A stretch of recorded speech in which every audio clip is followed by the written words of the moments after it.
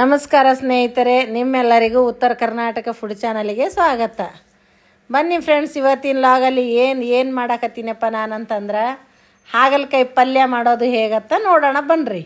ಹಾಗಲಕಾಯಿ ಪಲ್ಯ ಆದ್ರೆ ಅನ್ಬೋದು, ಇದು ಇಲ್ಲ ಅಂತಂದರೆ ಫ್ರೈ ಆದ್ರೆ ಅನ್ಕೋಬಹುದು.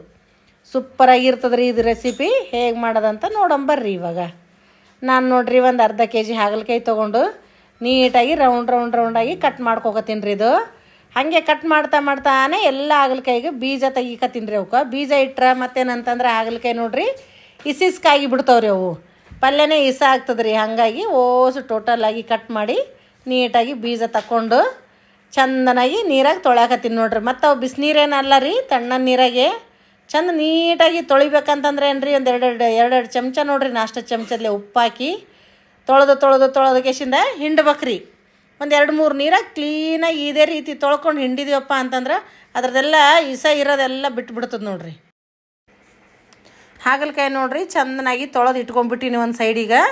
ಮತ್ತೇನಾದಂದ್ರೆ ಒಂದು 2 ಉಳ್ಳಾಗಡ್ಡಿ, ಆ ಟಮಾಟೊ ಹಣ್ಣು ಕಟ್ ಮಾಡ್ಕೊಂಡೇರಿ. ಇವಾಗ ನೀಟಾಗಿ ಸಣ್ಣ ಕಟ್ ಮಾಡಿ ಇಟ್ಕೊಂಡು ಹಂಚಿಟ್ಕೊತೀನಿ ನೋಡ್ರಿ. ಒಲಿ ಮೇಲೆ ಗ್ಯಾಸ್ ಚಾಲು ಮಾಡಿ ಹಂಚು ಕೈದದ್ರಿ. ಅದೇ ಹಂಚಿನಾಗ ನೋಡ್ರಿ ಹಾಗಲಕಾಯಿ ಹಾಕಾಕತ್ತೀನಿ. ಇವಾಗ ಹಾಗಲಕಾಯಿ ನೋಡ್ರಿ ಹಂಚಿನಾಗ ಫ್ರೈ ಮಾಡ್ಕೊಂಡ್ರೆ ಚಂದನಾಗಿ ಆಗ್ತದೆ ನೋಡ್ರಿ ಪಲ್ಯ. ಇಸ ಅನ್ನೋದೇ ಇರೋದಿಲ್ಲ ನೋಡ್ರಿ. ಇದೇನು ಸಣ್ಣ ಮಕ್ಕಳು ಕೂಡ ತಿನ್ಬೋದು ರೀ.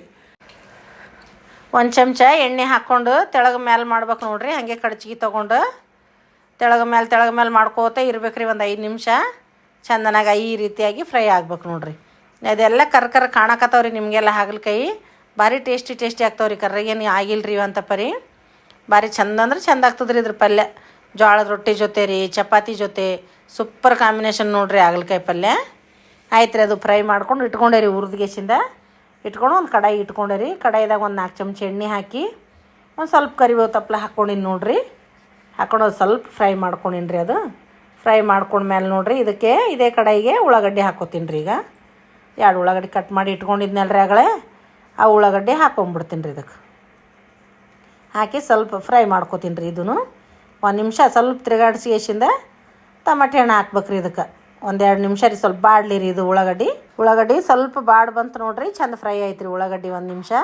ಆಮೇಲೆ ನಾನು ಟಮಾಟೊ ಸೇರಿಸ್ಕೊತೀನಿ ನೋಡ್ರಿ. ಅದಕ್ಕೆ ಟಮಾಟೊ ಸೇರಿಸಿ ಅದು 1 ನಿಮಿಷ ಇಷ್ಟೇ ತಿರುಗಿಸ್ಬೇಕ್ರಿ. ಸ್ವಲ್ಪ ಚಮಚದ್ಲಿಂದ ತಿರುಗಾಡಿಗೆಸಿಂದ ಇದಕ್ಕೆ ಹಾಕ್ಕೋಬೇಕ್ರಿ. ಏನೇನು ಹಾಕ್ಬೇಕಂದ್ರೆ ನೋಡ್ರಿ ರುಚಿಗೆ ತಕ್ಕಷ್ಟು ಉಪ್ಪು ಹಾಕ್ಕೊಂಡಿನಿ ರೀ ನಾನೀಗ.